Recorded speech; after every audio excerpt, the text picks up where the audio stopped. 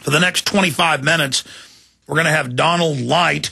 He is a Loki visiting professor at Stanford University and professor of comparative health care at the University of Medicine and Dentistry of New Jersey. He is an economic and organizational sociologist who compares health care systems and pharmacological policy. As a founding fellow of the Center for Bioethics, he has become concerned about how few new drugs are clinically much better than existing ones, yet causing substantial risk to patients. Prescription drugs are the fourth leading cause of death. From the numbers I've seen, it could be the leading cause, and result in 2.2 million hospitalizations a year. Professor Light is a co-author and editor of The Risk of Prescription Drugs, 2010. His research has appeared in leading medical and social science journals. And I've got the book right here, The Risk of Prescription Drugs, Columbia University Press, Social Science Research Council series on privatization of risk. And it's got the boil down here, how do prescription drugs become a leading cause of death, the risk of prescription drugs. And the numbers I've seen in the news are 300,000 drug-related deaths. That's almost rivaling heart attack, cancer, and automobile accident. So is it the fourth, the third, the second, the first? Doesn't matter. I mean, it's you hear these drug ads and, oh, having trouble, needing to urinate a lot? Well, take this. Now, it'll give you brain cancer, have a heart attack, you may go insane, make you suicidal, blood clots, but doesn't matter. Call your physician if you think this is right for you because you're a doctor. It's incredible. So we've got him on with us for the next 25 minutes, and we'll certainly have him back up again for a full hour in the future. Professor Light, thank you for joining us. Well, it's a pleasure, and I've been reading about all the great things that you've been doing, these wonderful documentary films and interviews. It's very impressive. I'm really delighted to be talking with you. Well, I'm delighted to have you on with us, sir.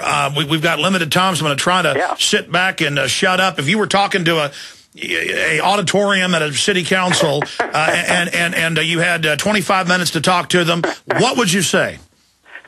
Well, you've summarized the main finding that we had in this little book that's only the size of a 5x7 photograph and only 160 pages long. It was written for general lay audiences with short, easy to read chapters, and it describes, as you say, that most of the new drugs are little better than existing drugs. I have a table here. Out of the 980 drugs that were approved in the last decade, only 40 were regarded as important therapeutic advances. So that's about 4%, and another 106 were judged clinically to be superior to existing drugs, and all the rest were judged to add little value. Now, why is that?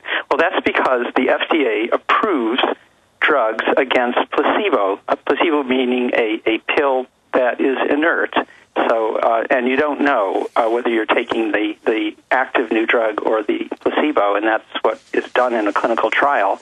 And then you see whether the people who took the active drug got better against some criterion that the trial is for.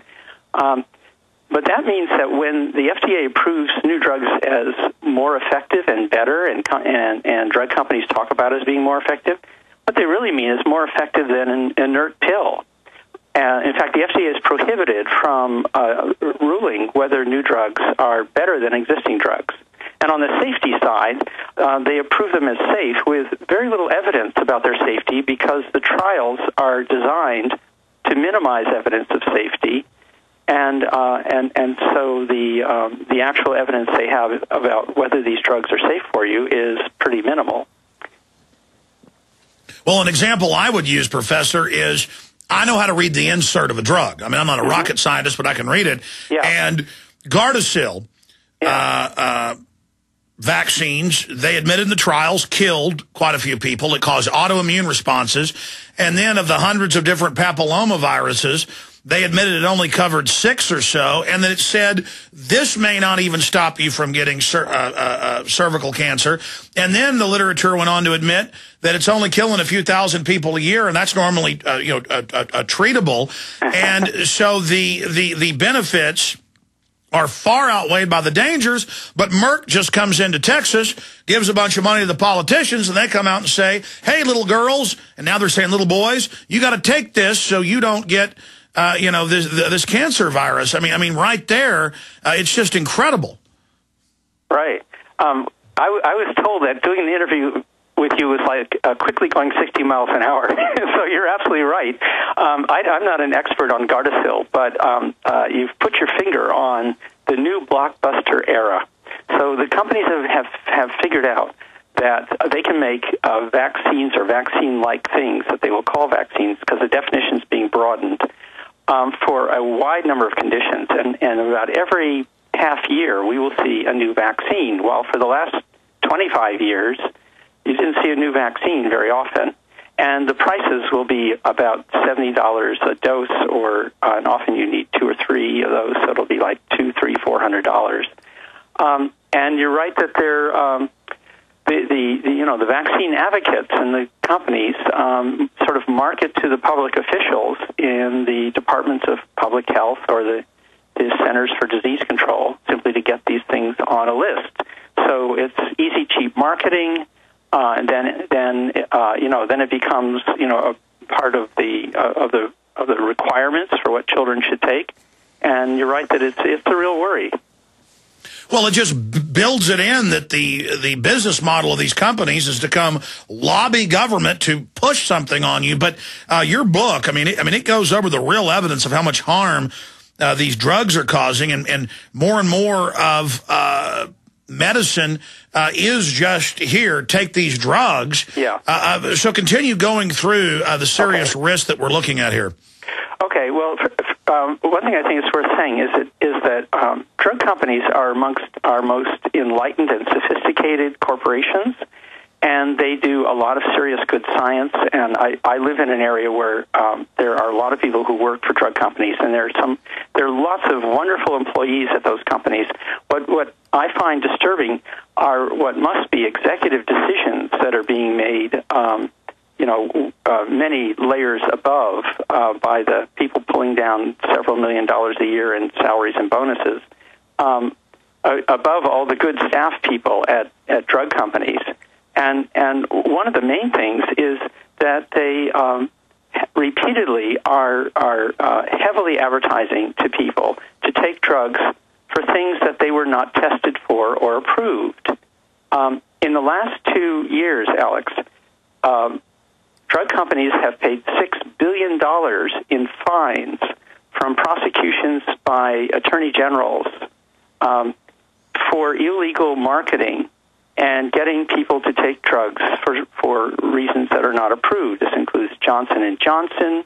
Pfizer is the biggest, $2.3 billion in fines in the last 2 years. Eli Lilly, $1.4 billion. GlaxoSmithKline, $400 million.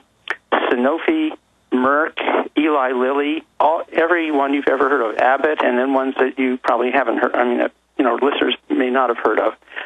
All aggressively promoting to your doctors and to all of us through advertising. Which, by the way, we're one of only 2 countries in the world that allow direct-to-consumer advertising, because the whole idea behind prescription drugs was for 50 years that it was your doctor who decided whether you needed a certain drug, and it was the doctor whose job it was to stay on top of developments.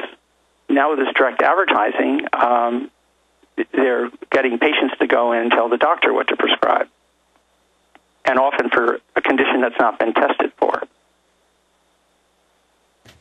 Well, it just gets crazier and crazier by the minute. Yeah. So, one simple thing that we recommend at the end of this little book, which is only $15. I think it's the cheapest book that Columbia Press has ever published, and I make no money on it. It was funded by the MacArthur Foundation in Chicago, and they just paid us fees to do the writing that we did. So we get no royalties. But I just think people need to read this little book and learn about this issue and talk about it and protect themselves.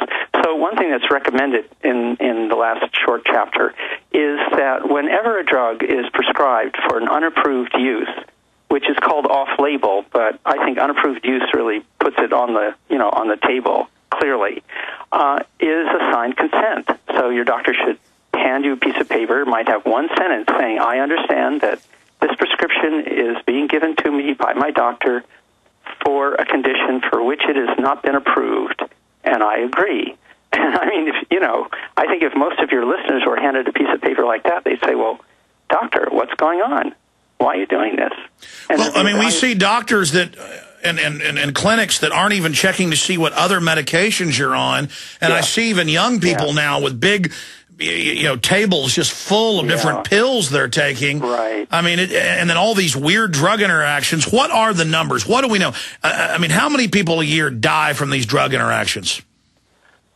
Well, the total estimated deaths from hospitalized patients is at 111,000. But as you said so well at the beginning, it was a wonderful introduction you gave to this talk. We don't know how many more, because that doesn't count all the people who die at home, at work, driving, walking, and so forth. So it's a very limited measure that we have.